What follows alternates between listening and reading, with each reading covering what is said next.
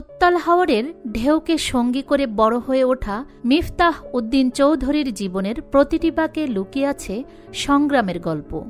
ভাটির কাদামাটির পথ পেরিয়ে হাইকোর্টের বিচারপতির সামনে পৌঁছানো কোনো সহজ যাত্রা ছিল না।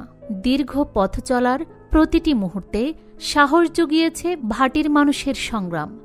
শত কষ্টের মাঝেও তাদের মুখের এক ফোঁটা হাসি।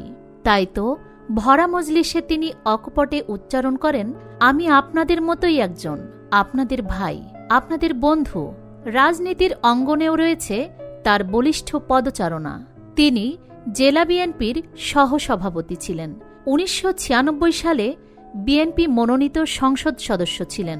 তার বড় ছেলে ব্যারিস্টার মাহাদিন চৌধুরীও আজ সুনামগঞ্জ জেলা বিএনপির আহ্বায়ক কমিটির সদস্য হিসেবে সরাসরি রাজনীতিতে সম্পৃক্ত।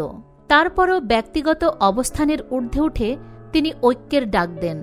দলকে শক্তিশালী করতে সর্বস্তরের মানুষকে বলেন, জাতীয় নির্বাচনে দল জাতীয়ভাবে মনোনয়ন দিবে, দল যাকেই মনোনয়ন দিবে আমরা তার হয়েই কাজ করব। বিএনপির এখন প্রয়োজন এমন একজন ত্যাগী নেতা, যিনি যে কোনো পরিস্থিতিতেই দলের সিদ্ধান্ত মেনে নিতে প্রস্তুত। দিরাই সাল্লার এখন প্রয়োজন